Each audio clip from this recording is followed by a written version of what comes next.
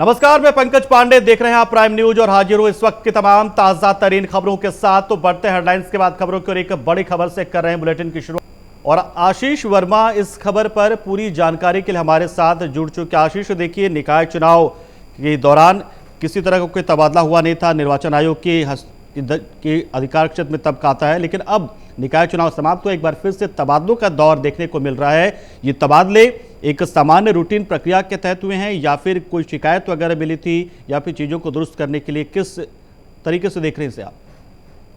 देखिए, सबसे अहम बात हो जाती है जब ये तबादले होते हैं तो तबादलों के पीछे एक ये कहा जा सकता है एक कड़ी होती है। हालांकि ये जो तबादले होने थे नगर निकाय चुनाव से पहले होने थे, लेकिन नगर निकाय चुनाव थे और आचार संहिता लगी हुई थी, जिसकी वजह से तबादले नहीं हो पाए थे। अब नगर निकाय चुनाव हो चुके हैं, आचार संहिता खत्म हो चुकी है, तो तबादलों का जो दौर है वो देखने को मिलेगा।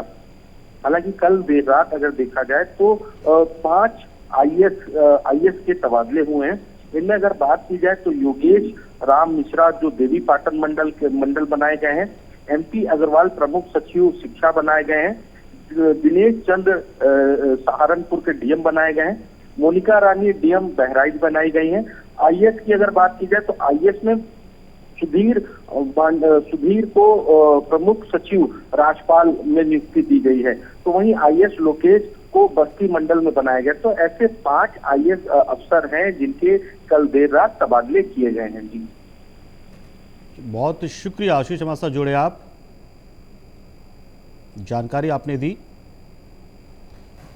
तो देखिए, आईएएस अधिकारियों का तबादला हुआ है, रुके हुए तबादले थे ये काफी दिनों से। निकाय चुनाव के मद्देनजर यानी कि बीजेपी यूपी को जो 6 हिस्सों में बांटा गया था अलग अलग क्षेत्रों के हिसाब से, अवध, ब्रज, पश्चिमी, पूर्वी, इसके अलावा बुंदेलखंड, तो इस तरीके से सभी आज बुंदेलखंड और अवध क्षेत्र के संगठन की कार्य समिति की बैठक यहां पर हो रही है।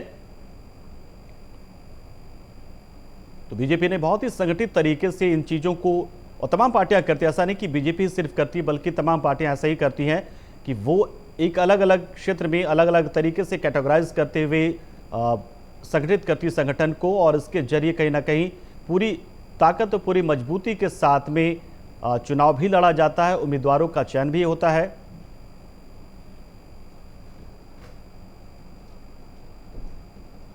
भूपेंद्र चौधरी मौजूद रहेंगे एक बैठक में, तो दूसरी बैठक में धर्मपाल सिंह मौजूद रहेंगे।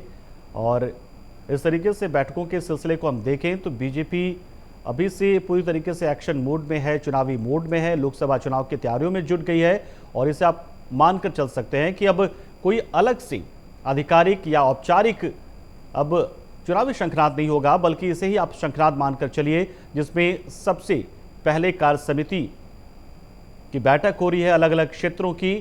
इसी कड़ी में आज बुंदेलखंड और अवध क्षेत्र की संगठन की कार्य समिति की बैठक यहां पर हो रही है। तमाम पदाधिकारी मौजूद रहेंगे और कहीं ना कहीं उस क्षेत्र के जो क्षेत्रीय अध्यक्ष हैं उनकी मौजूदगी में पार्टी के बड़े नेता मौजूद रहेंगे। एक जगह पर संगठन महामंत्री धर्मपाल सिंह की मौजूदगी में बैठक, तो दूसरी जगह भूपेंद्र चौधरी की मौजूदगी में यह बैठक होगी।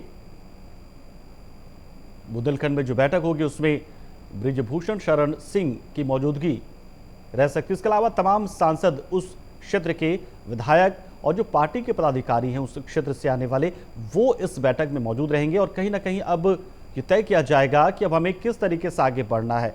और जैसा हम लगातार आपको बता रहे हैं कि इस वक्त जो मंथन का जो दौर है ये निकाय चुनाव को लेकर नहीं है, बल्कि निकाय चुनाव में जो हासिल किया है बीजेपी ने और जो जोश कार्यकर्ताओं में, नेताओं में इस जीत के बाद से आया है, उस जोश को कैसे बनाए रखकर उसी ताकत को बटोर कर उसी ताकत के साथ आगे बढ़ा जाए और मिशन 80 के अपने लक्ष्य को पा लिया जाए, ये कोशिश बीजेपी की। और इसलिए आप देखिए कि क्षेत्रीय संगठनों की बैठक भी है, कार्य समिति की बैठक है, इसके अलावा जिला कार्य समिति की बैठक भी होगी, इसके अलावा कई तरह के सम्मेलन।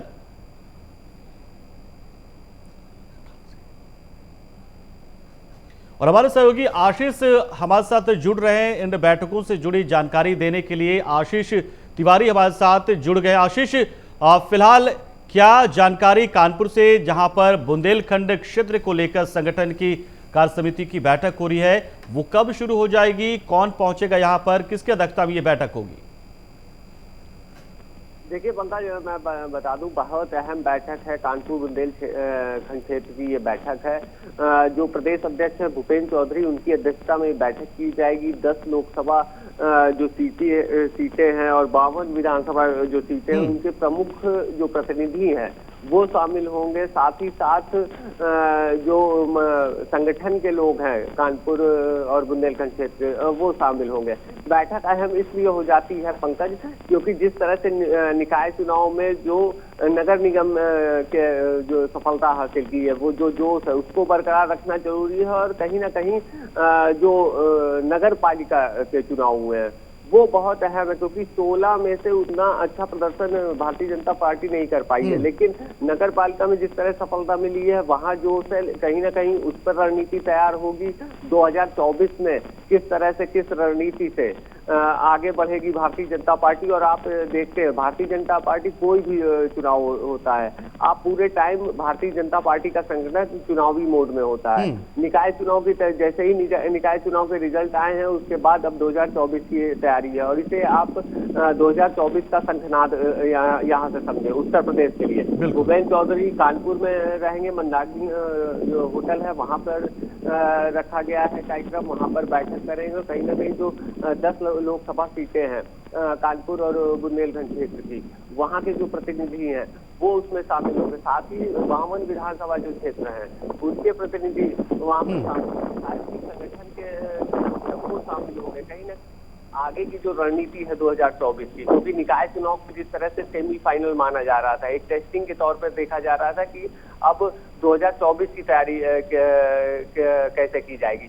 तो उसे अंतिम रूप दिया जाएगा। और कहीं ना कहीं अब 2024 के लिए अपनी जमीन तैयार करने में जुट जाएगी तो आशीष, ये जो बैठक हो रही है ये हो कहाँ पर रही है और लगभग कितने लोग? देखिए, जैसा कि आपने बताया कि सभी सांसद उस क्षेत्र से आते हैं वो मौजूद रहेंगे, तमाम विधायक मौजूद रहेंगे जो 52 के आसपास से वो मौजूद रहेंगे, या फिर विधायक प्रतिनिधि मौजूद रहेंगे यहाँ पर, विधानसभा के प्रतिनिधि। और इसके अलावा कौन कौन लोग इसमें शामिल रह सकते हैं और बैठक की हो कहाँ पर रही है?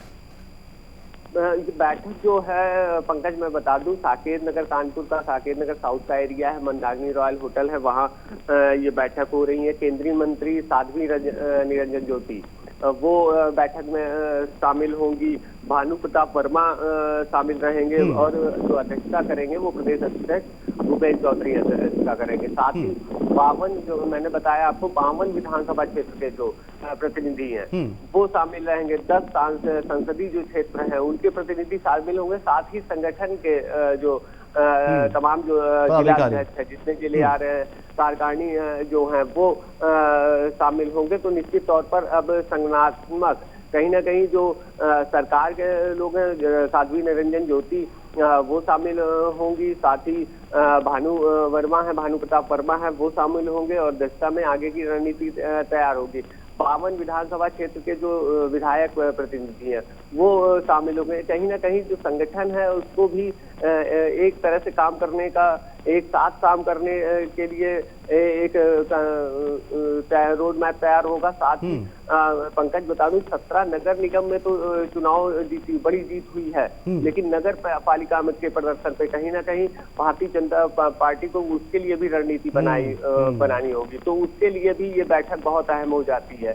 जिस तरह से निकाय चुनाव गए हैं उसके बाद भारतीय जनता पार्टी ने ये बैठक की है, उस कड़ी में कानपुर में भी बैठक हो रही है। निश्चित तौर पर कानपुर और बुंदेलखंड का जो क्षेत्र है बड़ा क्षेत्र, निश्चित रूप से उत्तर प्रदेश जो संगठन है भारतीय जनता पार्टी का, वो निश्चित तौर पर भूपेंद्र चौधरी ने जिस तरह से जब से अध्यक्ष बने हैं उत्तर प्रदेश के, कानपुर बुंदेलखंड क्षेत्र को कहीं ना कहीं ये जो समाजवादी पार्टी का गढ़ कहा जाता था। आप बुंदेलखंड के एरिया के जाएंगे, उरई, जालौन, झांसी, बाना, ये एरिया तो समाजवादी पार्टी का एरिया था, इटावा और इस तरफ का, उसमें संगठन को मजबूत किया है। कहीं ना कहीं कानपुर बुंदेलखंड क्षेत्र को उन्होंने केंद्र पे रखा है भूपेंद्र चौधरी ने लगातार, और उस कड़ी में 2024 से पहले ये बैठक और अहम हो जाती है। जी बिल्कुल, बहुत शुक्रिया आशीष, हमारे साथ जुड़े आप, जानकारी आपने दी और बताया कि किस तरीके से बुंदेलखंड हिस्से को लेकर, बुंदेलखंड के जितने भी सांसद आते हैं बीजेपी के बुंदेलखंड इलाके से, कानपुर से, वो यहाँ मौजूद है, विधायक मौजूद है और तमाम पार्टी पदाधिकारी भी मौजूद रहेंगे। भूपेंद्र चौधरी की अध्यक्षता में ये बैठक हो रही है।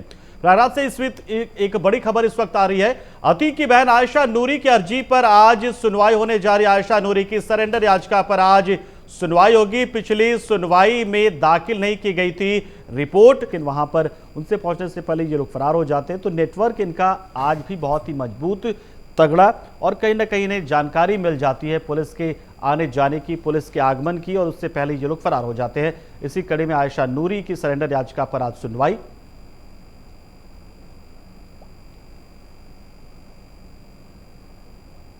बता दें आपको कि शाइस्ता परवीन की तरह ही आयशा नूरी भी फरार चल रही है। आयशा नूरी अतीक और अशरफ की बहन है और याद होगा आपको कि जब साबरमती जेल से प्रयागराज लाया जा रहा था अतीक अहमद को, उस दौरान अपनी गाड़ी के साथ लगातार आयशा नूरी बनी हुई थी। अपनी गाड़ी के साथ पुलिस कुछ काफिले के पीछे पीछे चल रही थी, क्योंकि आयशा नूरी ने इस बात को लेकर आशंका जताई थी कि पुलिस कुछ भी कर सकती है उसके भाई को। और संजय खान हमारे सहयोगी इस खबर पर पूरी जानकारी के लिए हमारे साथ जुड़ चुके हैं। संजय, एक बार फिर से वही हलचल, वैसी कवायद कि एक और सरेंडर याचिका पर सुनवाई, यानी कि सरेंडर करने की कोशिश आयशा नूरी और उसकी दो बेटियों की, उससे दूसरी ओर पुलिस गिरफ्तारी की कोशिश करेगी। ताज़ा अपडेट क्या है, क्या क्या जानकारी सूत्रों के हवाले से, पुलिस सूत्रों से आ रही है आपके पास? देखिए पंकज जी, आपको बता दें, जिस तरीके से माफिया अतीक अहमद की बहन आयशा नूरी की आज सीएम कोर्ट में सरेंडर याचिका पे सुनवाई होगी। पिछले कई तारीख पे धूमनगंज पुलिस की तरफ से जो रिपोर्ट दाखिल करनी थी कोर्ट में कि आखिरकार उनको किस तरीके से आरोपी बनाया गया है, तो इसको लेकर के अगली सुनवाई में पुलिस की तरफ से रिपोर्ट दाखिल नहीं की गई थी। अब इस बार ये उम्मीद लगाई जा रही है कि धूमनगंज पुलिस की तरफ से जब रिपोर्ट दर्ज की जाएगी तो सीएम कोर्ट में उसी तरीके से फैसले होंगे और जो आयशा नूरी सीएम कोर्ट में सरेंडर याचिका दाखिल की उस पर सुनवाई होगी कि आखिरकार उनको सरेंडर की सुनवाई पे सरेंडर करने की इजाजत मिलती है या उनको हिरासत में लिया जाए। किस तरीके से उनको एक आरोपी बनाया गया है कि जो उमेश पाल हत्याकांड में शूटर थे, उनकी आवभगत करने में, उनको संरक्षण देने में, उनको पूरी तरीके से मदद करने में इनको आरोपी बनाया गया है। तो वहीं पहले इनकी खबरें आ रही थी सामने कि आयशा नूरी और अतीक अहमद की पत्नी शाइस्ता परवीन साथ में सरेंडर करने की बातें आ रही थी जब अतीक के बेटे असद का इनकाउंटर हुआ था। तो उस दौरान जो सुबुगाहट थी वो अलग हो गई, शाइस्ता परवीन अलग हो गई, फरार हो गई, वहीं आयशा नूरी भी साथ में फरार चल रही है अलग अलग जगहों पे। और अगर हम इस पूरे प्रकरण पे बात करें तो लगभग 3 महीने के पंकज जी बीत रहे हैं। बिल्कुल, पुलिस अपनी पूरी कवायद कर रही है, हर एक तरीके से जो है शाइस्ता परवीन को माफिया लिस्ट में लेडी डॉन 50,000 का इनाम भी घोषित किया। लगभग 6 मुकदमे हैं, अब गैंगस्टर एक्ट के मुकदमे की तैयारी चल रही है। पुलिस कमिश्नर प्रयागराज रमेश शर्मा की इजाजत मिलने के बाद 7वां मुकदमा शाइस्ता परवीन के ऊपर गैंगस्टर एक्ट का तहत दर्ज होगा। जब मुकदमे ये दर्ज होंगे तो इनकी कहीं ना कहीं मुश्किलें और बढ़ेगी। इसके पहले भी लुकआउट नोटिस जारी हो चुकी है। पुलिस ने आशंका जताई कि ये जो शाइस्ता परवीन है, इनके साथ जो भी 5 लाख की इनामी उमेश पाल हत्याकांड में शूटर है साबिर और बमबाज गुड्डू मुस्लिम, ये सब विदेश भागने की आशंका जता रहे थे, जिसको लेकर के पुलिस ने हर एक एयरपोर्ट पे एजेंसियों को लगाया था, यूपीएसटीएफ की टीम लगी थी, हर एक तरीके से जांच पड़ताल कर रही थी, लेकिन किसी भी तरीके से कोई सुराग इन शूटरों के, इन हत्यारों का नहीं लगा था जो फरार चल रहे हैं। तो ऐसे में अब आज के दिन शाइस्ता परवीन की जो ननद है अतीक अहमद की बहन आयशा नूरी, उनकी सुनवाई होगी और पुलिस जहां अपने पूरी तरीके से हर कवायद कर रही है, तो आज भी ये देखा जा रहा कि जो अतीक अहमद का साम्राज्य था, अतीक और अशरफ के मर्डर होने के बाद भी इनका साम्राज्य उसी तरीके से मजबूत है कि शाइस्ता परवीन और इनके शूटर जो हैं अभी भी इनके मुखबिर इतने तेज हैं, इतना एक्टिव हैं कि पुलिस के पहुंचने से पहले ही इनको पूरी बिल्कुल इनका नेटवर्क आज भी काम कर रहा है और उसी तरीके से एक्टिव भी है जैसे अतीक के होने पर होता था। अच्छा, ये कुछ जानकारी ऐसी कि आयशा ने भी कभी कोशिश की हो सरेंडर करने की ताकि पुलिस की गिरफ्तारी से बच सके, ऐसी कोई जानकारी बीच में कभी उसने कोशिश की हो? देखिए, कोशिश उस दौरान थी पंकज जी जब अतीक और अशरफ का मर्डर हुआ था और अतीक के बेटे असद का इनकाउंटर हुआ था। तो उस दौरान था कि ये कोशिश करेंगे, लेकिन उस दौरान भी पुलिस की मुस्तैदी थी और कोर्ट के पूरे बाहर छावनी में तब्दील किया था। किसी भी तरीके किसी रूप में अगर आती है तो इनको हिरासत में ले लिया जाए। पीछे जब अतीक अहमद को पेशी पे लाया जा रहा था उस दौरान भी तस्वीरें देखने को मिली कि यही आयशा नूरी है जब अपने भाई की आशंका जता रही पुलिस कुछ भी कर सकती है, रास्ते में इनकाउंटर हो सकता है, गाड़ी पलट सकती है, मीडिया से बात करते हुए बयान भी दी थी। और वहीं एक तरफ ये साथ में अपनी गाड़ी उस फ्लीट के साथ लगी थी। चलिए, बिल्कुल बिल्कुल संजय, तो नजर आप बनाए रहे हैं कि आज 2 बजे क्या होता है, क्या कोई राहत मिलती है या पुलिस की दलील कमजोर पड़ती है उसके रिपोर्ट के जरिए, और क्यों आरोपी बनाया गया है आयशा को, ये अदालत की ओर से पूछा जा सकता है। तो पुलिस क्या कहती है ये देखना होगा। फिलहाल बहुत बहुत शुक्रिया आपका संजय, हमारे साथ जुड़े आप, नजर आप बनाए रखें इस पूरे मामले को लेकर, इस पूरे घटनाक्रम पर लगातार हम आपके साथ संपर्क करेंगे, आपके साथ जुड़ेंगे और अपडेट लेते रहेंगे। तो फिलहाल ये जानकारी इस वक्त आ रही है। और एक जानकारी, एक और लखनऊ से एक और जानकारी, इनामी शाइस्ता परवीन पर दर्ज होगा गैंगस्टर का मुकदमा। शाइस्ता